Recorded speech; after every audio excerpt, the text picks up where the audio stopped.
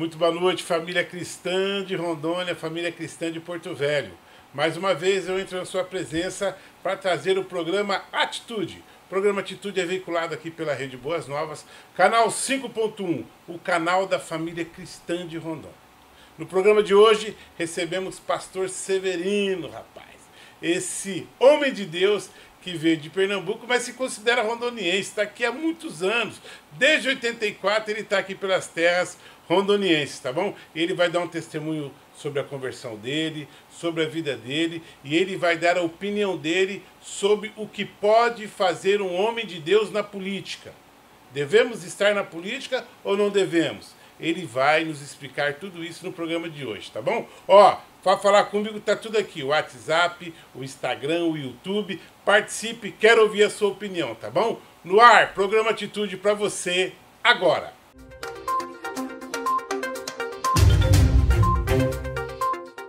Olá, boa noite. Como eu já estava dizendo para vocês no início do programa, está aqui Severino Ramos, pastor Severino, apóstolo Severino. Que alegria receber o senhor aqui. Na realidade, meu irmão Marcão, a alegria é toda nossa, a satisfação estar aqui no estúdio com o senhor e falando para os seus telespectadores que com certeza é um pessoal seleto. É verdade, o povo cristão, nós somos a diferença do mundo. A palavra diz que nós temos que ser sal, não é não? Perfeito, sal e luz. É aí. Severino nasceu em Pernambuco, bonito. Bonito, cidade É no bonita. interior do Pernambuco? Interior. Por que tem esse nome? É bonito mesmo? Não, na realidade é muito bonito. A cidade é bonita. A cidade tem uma cachoeira, Olha que legal. É um negócio muito bonito lá e é muito visitado.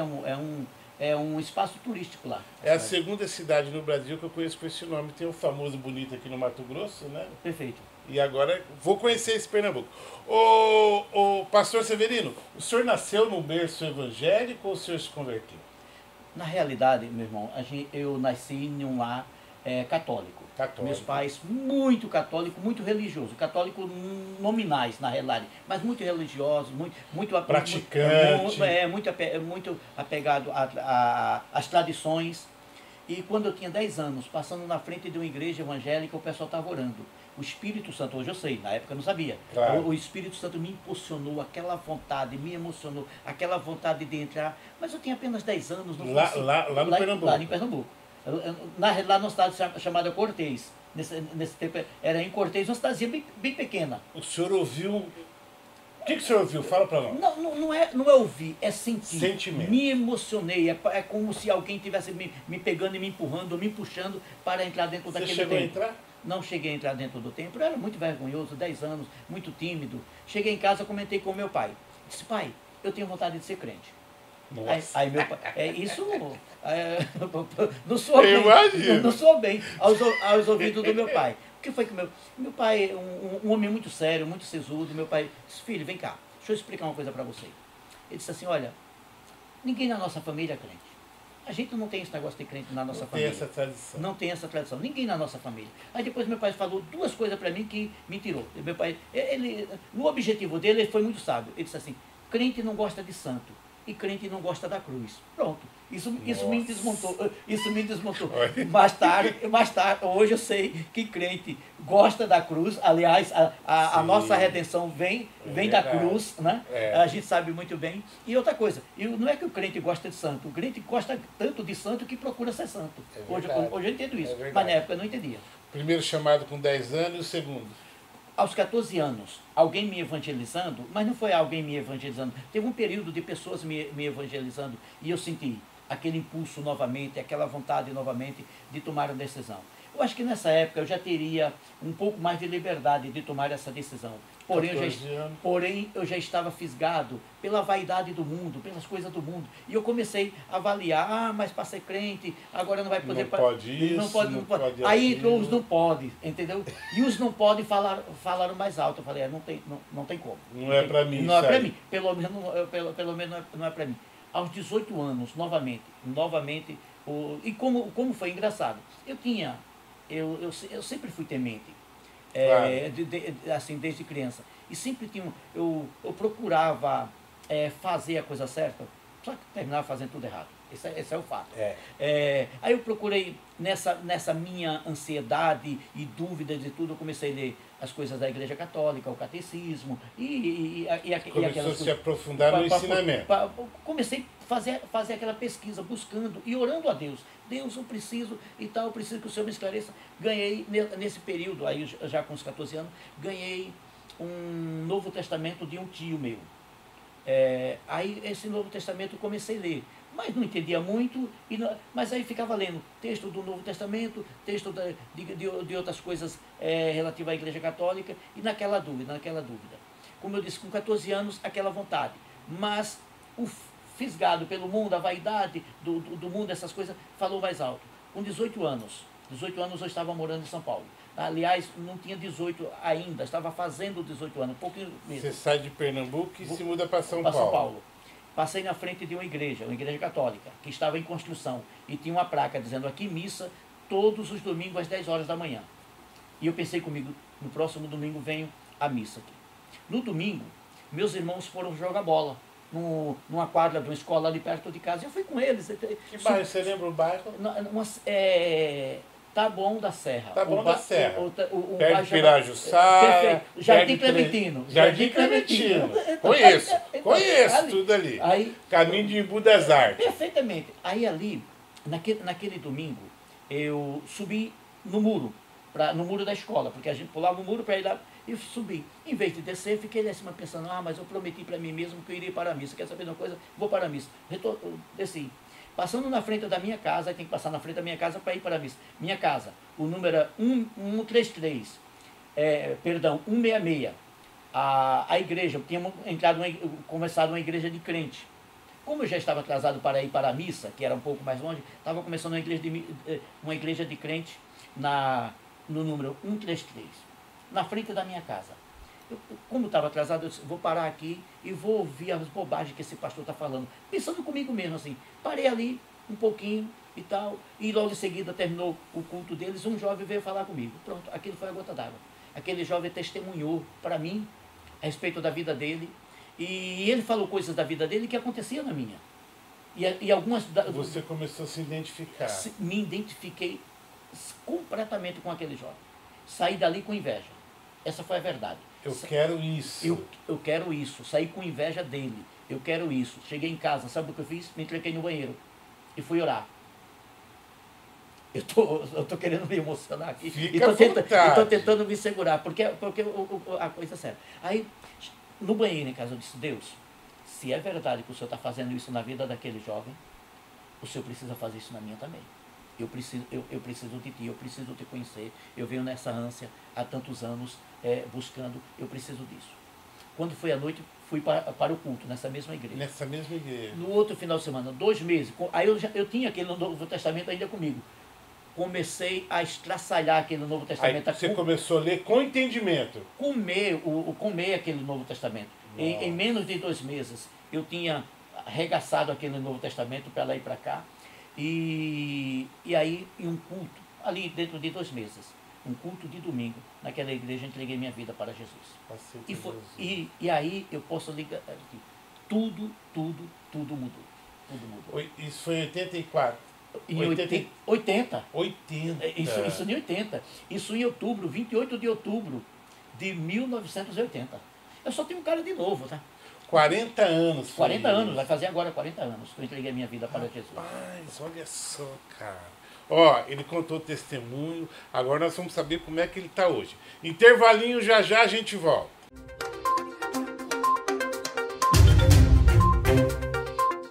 Estamos de volta com o programa Atitude e recebo aqui o pastor, o apóstolo Severino, homem de Deus. Pastor, e aí aceita Jesus e aí vem para Rondônia em 84. Perfeito. Eu comecei, naquela época que a gente se converteu, teve um chamado muito forte para trabalhar na obra de Deus. Que igreja era? era Igreja do Evangelho Quadrangular. Ah, quadrangular. Eu aceitei Jesus dentro de uma quadrangular também. É, tem muitos. Olha aí. Tem muita gente tem muitos parceiros nossos por aí. Muito. Então o que acontece? Deus tem seus planos, né? A minha vontade era de ir para o Nordeste e evangelizar a minha família. Voltar para sua mas terra. Tudo o que eu queria era evangelizar, e agora eu achava que o mundo todo teria que se converter e que todo mundo tinha. Aí eu comecei a ler, e comecei a pesquisar, eu mergulhei, comecei a estudar. Aí depois eu senti uma vontade muito grande de trabalhar em aldeias, trabalhar com o povo indígena. E assim, mas sempre pedindo o direcionamento de Deus, não sabia se aquilo era vontade minha, se aquilo era chamado. Até que um dia eu vim para Mato Grosso do Sul, isso em 83, vim para Mato Grosso do Sul e a gente começou uma Campo obra. Grande? Um lugarzinho no interior chamado Presidente Castelo, perto de Deodápolis. Perto de Deodápolis, Grode de Dourados, Fátima do Sul, aquela região ali. Perfeitamente. Conheço ali a gente começou uma obra. E Deus fez maravilha. Só para o senhor entender, ali em Deodápolis, em Presidente Castelo, uma cobra, jararaca, picou o meu pé. Venenosíssima.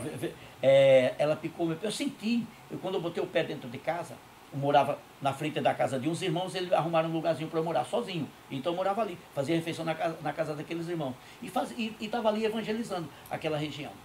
Quando eu pisei, botei o pé dentro da casa, senti como se fosse um arame farpado que tinha enrolado no meu pé. E senti uma fisgada. Eu falei, mas não era arame farpado, não tem arame farpado aqui. Quando eu pulei para fora, que eu olhei, tinha a picada dos dois lados da jararaca. O que eu fiz? Orei a Deus. Apenas orei a Deus.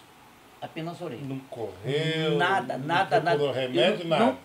Não tomei um copo de água. Não tomei nada. Só orou? Só orei. De noite fui para o culto, fazer o culto. Isso era 5h30 da tarde. Às 7 horas estava no culto. Aí no outro dia de manhã o irmão bateu lá na porta, me procurando para saber como eu estava. Eu disse, estou bem. Quem não estava bem, na realidade, era jararaca. Naquele tempo o pessoal pegaram a cobra e mataram. Não tive absolutamente nada. Deus foi misericordioso. Aí, uma passagem igual a de Paulo. Então, aí dali a gente, em 84, a gente veio para Rondônia, em Rolim de Moura. Rolim de Moura. Rolim de Moura, a gente ajudou em obras ali em Rolim de Moura, abri obra em Alta Floresta do Oeste, depois Pimenta Bueno, fiquei em Pimenta Bueno até 86, o ano de 86, dirigindo obras, abrindo obras em Pimenta Bueno, em Cacoal, em Espigão do Oeste, e em 86 eu fui para Pimenta Bueno. Em 91 eu saí de Pimenta Bueno e vim para Porto Velho. E a gente está aqui em Porto Velho desde 91. O senhor tem ideia de quantos filhos na fé o senhor tem? Não tenho. Eu não tenho. Eu acho muito bonito, eu vejo alguns pastores, eles contam, eles têm tudo anotadinho, quantos casamentos já fizeram, quantas pessoas já batizaram, quantos pastores já levantaram. Eu tenho pastores que são filhos na fé. Pegou criancinha. Sim, pessoas que moram dentro da minha casa, que eu cuidei, que eu ensinei, preguei o evangelho. Tem pastores espalhados aqui em Rondônia, por exemplo, em vários lugares, fora de Rondônia, fora do país, pastores pessoas que a gente cuidou, que a gente levou. Quem está notando isso é escrivania do céu, né? Ah, sim, sem dúvida, sem dúvida. E a obra de Deus continua. O importante é a gente fazer a obra do Senhor. Nesses 40 anos, pastor Severino, o senhor falou de um milagre, uma cobra mordeu o senhor e não aconteceu nada. Tem um outro grande milagre assim que o senhor se lembre, que o senhor gostaria de testemunhar aqui para os nossos telespectadores? Deixa eu te falar. Ainda em São Paulo, jovem, com 20 anos, acho que não tinha nem 20 anos direito, ou fazendo 20 anos, recém-convertido, mas muito, muito sedento pelas coisas de Deus e muito crente. Eu não vou te falar que hoje eu não sou crente, claro que eu continuo crente, mas a minha fé... É primeiro amor. Aquela fé muito ávida, muito viva, muito verdade, aquela verdade. fé. Algumas vezes até, talvez seja até a fé até irresponsável, mas era muita fé. Para você ter ideia, um dia eu fui comer um pastel com um amigo meu, saindo do serviço. fui comer um pastel. Quando eu estava comendo o pastel, senti uma coisa dura, era pastel de carne, senti uma coisa na minha boca. Quando eu fui verificar, 3 pedaços de vidro dentro da minha boca. Mostrei para o dono da pastelaria, ele ficou maluco com aquilo. Disse, não, você vai ter que ir no hospital. Sabe o que é na minha mente? Se comer ou beber alguma coisa mortífera, não te fará dano algum. Eu disse para ele, eu sou crente. Tomou posse disso na hora. Sou crente em Cristo Jesus. Eu suponho, eu quero acreditar que eu não tenha engolido nenhuma fagulha de vidro, nada disso. Mas se por acaso eu engoli, eu acredito que Deus fará com que não me faça dano algum. Na realidade eu não sei nada. Mas eu tenho isso como um milagre. Qual milagre? Eu posso dizer que comi vidro? Não, não posso dizer. Mas só, o fato do vidro estar na minha boca e eu não o ingerir, isso também é um milagre. É um milagre. É verdade, é verdade. No meio de carne, a gente nem vê. Hoje o senhor está à frente de que ministério? Então, hoje eu sou pastor da Comunidade Internacional da Paz. Só falar só mais uma coisa. Fica à vontade. Só mais uma coisa a respeito de milagre que você disse. Na realidade, já vi muitos milagres, sabe? Na minha vida. Milagres mesmo, coisas extraordinárias, de cura instantânea, de cura. A gente tem, na nossa comunidade, só para você ter ideia, a gente tem várias pessoas curadas de câncer, várias.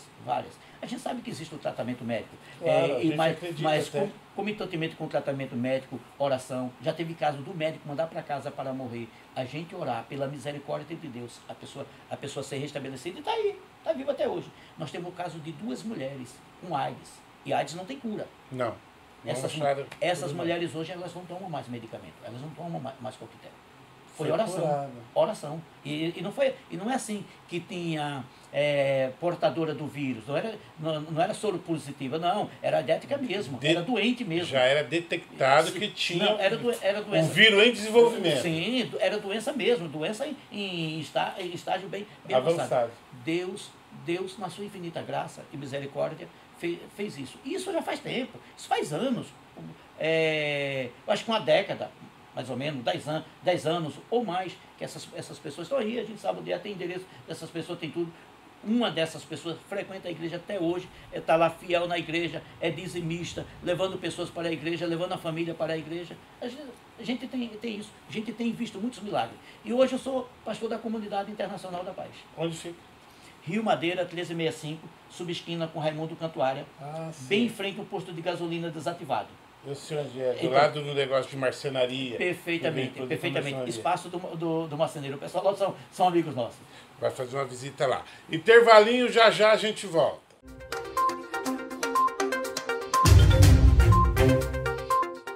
Estamos recebendo aqui o pastor Severino. Pastor Severino, o senhor é um homem de Deus já há 40 anos e o senhor é um defensor que os homens de Deus têm que entrar na política. Sim, o que acontece é o seguinte, o pastor Marcão, eu vejo o seguinte, nós, o povo de Deus, pastores, liderança evangélica, nós somos cidadãos como qualquer um outro. Sim. E não somos piores do que ninguém. Talvez a gente não queira ser melhor, tá se colocando como melhor.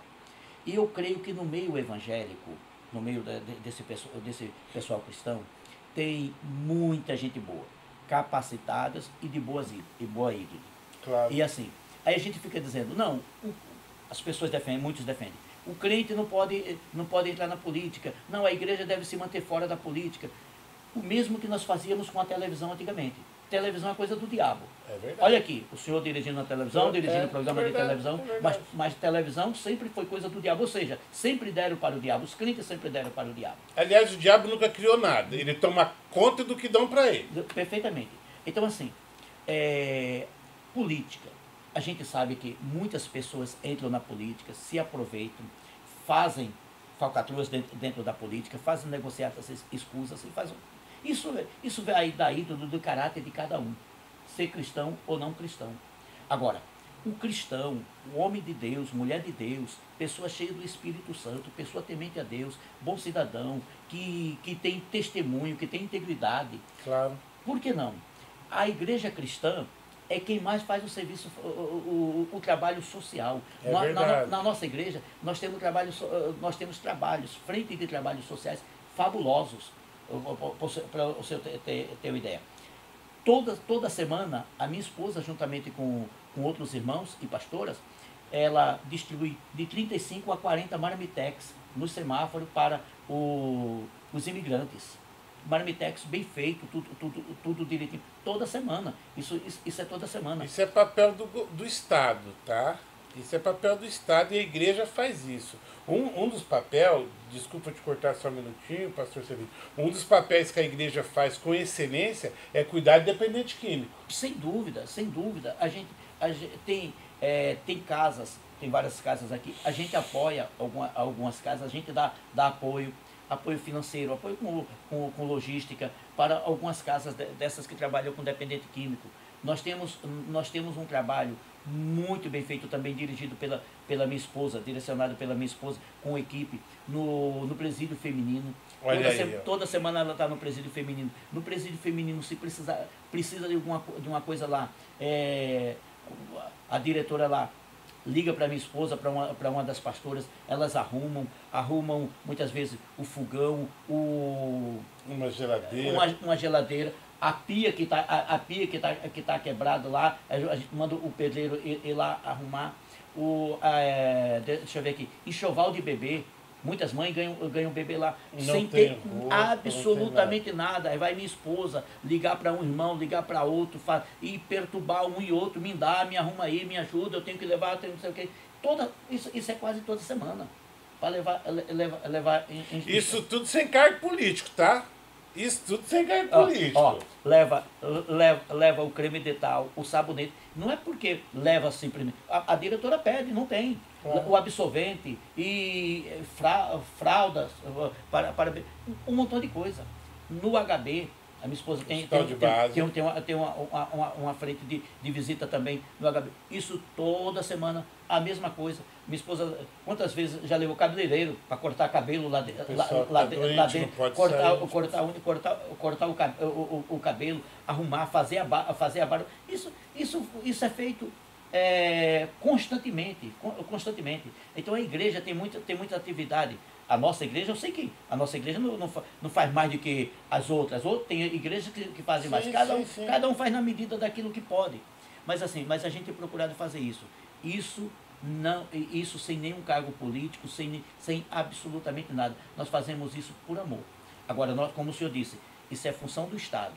E por que o cristão na política? Justamente porque quem tem poder, quem tem mandato. É verdade. Entendeu? A gente fica só gritando, só falando, mas tem poder que tem mandato. Quem tem poder? Vereador, deputado, deputado estadual, deputado federal, senador, e o poder executivo.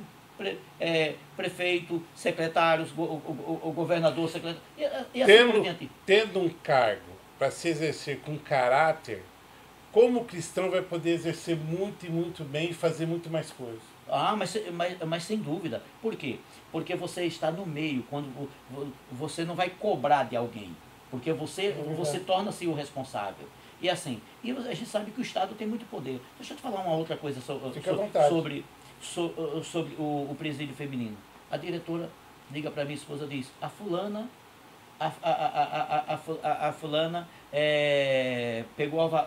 recebeu o alvará de soltura.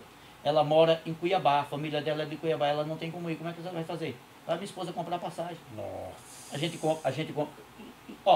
Rio Branco, Cuiabá, Campo Grande, Manaus. E não é só passagem, né, pastor? Sim. É passagem, dinheiro para alimentação, roupa, que a pessoa sai de lá sem roupa. Perfeitamente. E é obrigação do Estado, tá? É obrigação do Estado que está cuidando daquela pessoa. É obrigação do Estado colocar a pessoa dentro da sua casa. Ressocializar essa pessoa. Entendeu? Então, assim, e nós fazemos isso. E nós fazemos isso com muito amor. Nós fazemos isso com muito carinho. Porque nós acreditamos que, apesar de ser a obrigação do Estado como ente institucional, mas também nós entendemos que é uma missão da igreja. É uma missão da igreja, claro. Porque, como o senhor disse, estávamos falando antes, a igreja é o sal da terra, é a luz do mundo. Nós precisamos levar luz. Temos que ser diferentes. Precisamos levar luz para todas as camadas da sociedade. Precisamos levar luz para o judiciário, levar luz para o executivo, levar luz para o legislativo. Precisamos levar luz. Não estamos dizendo que quem está lá não tem, mas precisamos levar luz. Precisamos levar essa luz. Levar essa luz para a Câmara de Vereadores. É muito importante que o evangélico, o cristão, se envolva. Se envolva. Sente o chamado, se envolva. Vá, faça o trabalho, lance o seu nome, porque Wesley dizia, a minha paróquia é o mundo.